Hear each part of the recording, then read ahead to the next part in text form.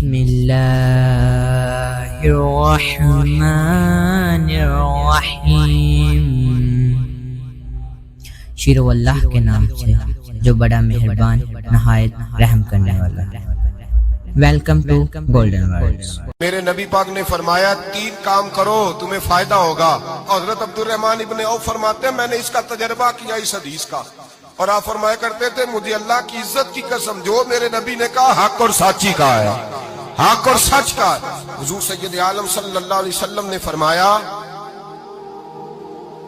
صدقہ دینے سے مال کم نہیں ہوتا، صدقہ دینے سے مال جی کیا کرنے سے، یہ وعدہ ہے نبی پاک کا، صدقہ دینے سے پیسے۔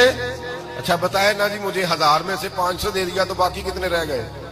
تو حضور فرما رہے ہیں کم نہیں ہوتے، 1000 دے دیا تو باقی کتنا بچا؟ نہیں بھائی، میرے محبوب فرماتے ہیں تو اللہ کے رستے میں 1 دے وہ تجھے 700 گنا کر کے واپس عطا فرمائے گا۔ نبی پاک نے فرمایا صدقہ دینے سے مال کم نہیں ہوتا، اور فرمایا معذرت کرنے سے عزت میں کمی نہیں آتی، معذرت کرنے سے عزت میں کمی، اللہ اکبر، معذرت کرنے سے عزت میں کمی۔ اور حد کر دی میرے حبیب نے، فرمایا تو رب کی رضا کے لیے عاجزی کر، تیرے نبی کا وعدہ ہے اللہ تجھے عزت عطا فرما دے گا۔ تو جھک جا اللہ کی رضا، عاجزی اختیار کر، سادگی اختیار کر، سادگی عاجزی کر، تجھے اللہ۔ 2 باتیں اس میں ارشاد، ایک معذرت کر غلطی ہو جائے، اور دوسرا پہلے عاجزی کی بات سنے۔ حضرت عمر بن عبدالعزیز بادشاہ تھے، سوئے ہوئے تھے، غلام بھی پاس آرام کر رہا تھا، مہمان بھی آئے تھے، غلام کی ڈیوٹی تھی ہر وقت حضرت کے پاس رہنا۔ اب سوئے ہوئے دیر ہو گئی، غلام بیچارہ تھوڑا تھوڑا اونگ آتے آتے سو گیا، حضرت چراغ روشن تھا کچھ لکھ رہے تھے، مہمان بیٹھا تھا، خادم سو گیا، اب چراغ نہ آہستہ آہستہ گل ہو گیا، بجھ گیا، حضرت اٹھے، بوڑھے آدمی تھے، چراغ صحیح کرنے، مہمان کہنے لگے حضور میں نہ کر دوں، میں نہ کر دوں، کہنے لگے نہیں تم مہمان ہو، مہمان سے خدمت نہیں لی جاتی۔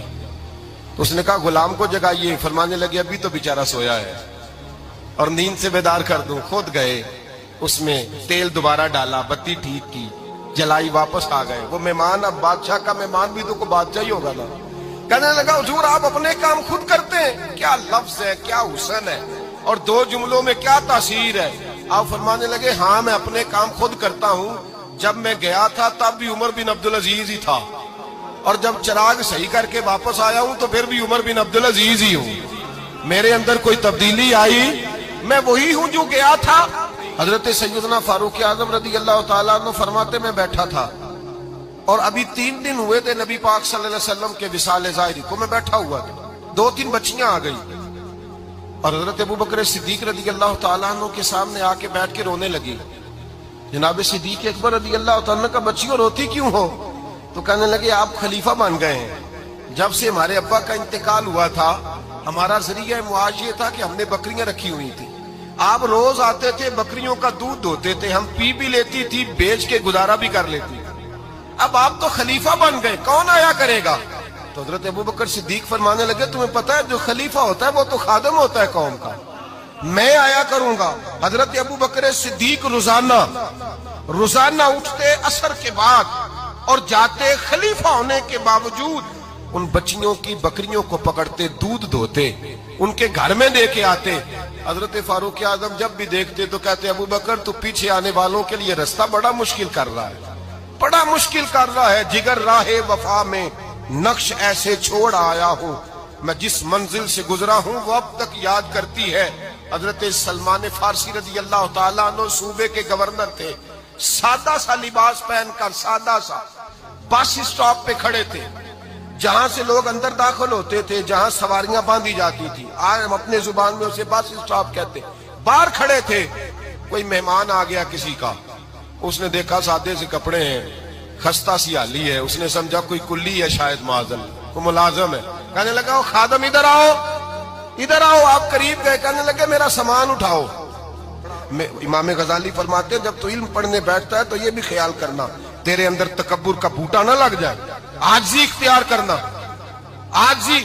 سر پہ رکھا ہوا ہے سامان، حضرت سلمان فارسی نے، گورنر صاحب نے، उस आदमी का मेहमान का सर पे सामान रखा और जा रहे, सुनो और गौर करो। जब जा रहे थे, जो आदमी भी मिलता, गवर्नर साहब हमें दे दे। मेहमान परेशान हो गए, कहने लगे हुजूर आप गवर्नर है? फरमाने लगे नहीं, ये तो मेरा दुनियादारी का नाम है जो इन लोगों ने रखा हुआ है। असल मेरा नाम वही है जो तूने लेके पुकारा है, असल नाम वही है। तूने कहा गुलाम इधर आ।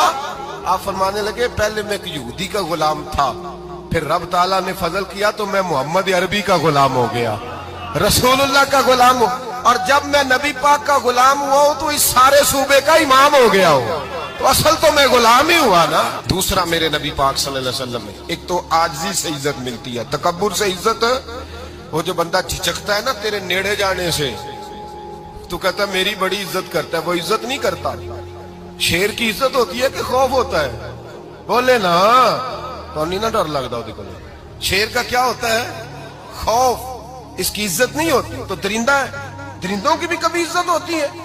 तो जो आदमी डंडे के जोर पर लटका के डंडा और वो लोगों से इज्जत करा रहा, तो भाई ये तेरी इज्जत नहीं है, तेरा खौफ है। इज्जत आजिज़ी में है, इनकिसारी में है। और दूसरा मेरे नबी पाक सल्लल्लाहु अलैहि वसल्लम ने फरमाया इज्जत माफ करने में है। इज्जत किस चीज में है? बदला लेने में इज्जत। ये हकायक है। इज्जत बदला लेने, जिसने एक थप्पड़ के जवाब में दो मारे वो बाइज्जत नहीं, बल्कि मुस्नद इमाम अहमद बिन हंबल पढ़ी, हजरत मूसा अलैहिस्सलाम कोहे तूर पे खड़े, मेरे रसूल पाक अलैहिस्सलाम फरमाते हैं जनाब मूसा अलैहिस्सलाम ने अल्लाह की बारगाह में अर्ज किया, ऐ अल्लाह सारी दुनिया कहती है हम इज्जत वाले हैं, हम इज्जत वाले, मन आज़्ज़ु इबादा का या अल्लाह, ऐ अल्लाह तू बता तेरे बंदों में इज्जत वाला कौन है? तो हजरत मूसा कहते हैं रब करीम ने फरमाया इज़ा कादरा गफारा, जिसके पास बदला लेने की ताकत हो फिर भी माफ कर दे वो बड़ी इज्जत वाला हुआ करता है। जो ईंट के जवाब में पत्थर मार सकता हो, जो गोली के जवाब के अंदर 15 गोलियां मार सकता हो, लेकिन माफ कर दे वो बड़ी इज्जत वाला है। इज्जत वाला है जो माफ करे। हजरत फखर जहां देलवी बहुत बड़े दरवेश थे, सिलसिला आलिया चिश्तिया का बहुत बड़ा नाम, और इस सूफी के आप हालात पढ़े तो रब करीम ने बड़ा ही नवाजा हुआ था। दिल्ली की जामे मस्जिद के खतीब, और इनकी करामत ये थी कि जो आदमी आके सामने खड़ा होता था ना, उसे बताना नहीं पड़ता था कि मेरे दिल में क्या है, बताना नहीं पड़ता था। सामने आके खड़ा होता था तो हजरत हाथ उठाते थे, कहते थे अल्लाह ये बे औलाद है, इसे औलाद अता कर दे। दूसरा आके खड़ा हुआ, खुशी नहीं हो रही आपको? दूसरा आदमी खड़ा हुआ, दूसरा आदमी, उसने आके कहा दुआ के लिए सामने खड़ा हुआ, तो हजरत कहने लगे ऐ अल्लाह बीमार है।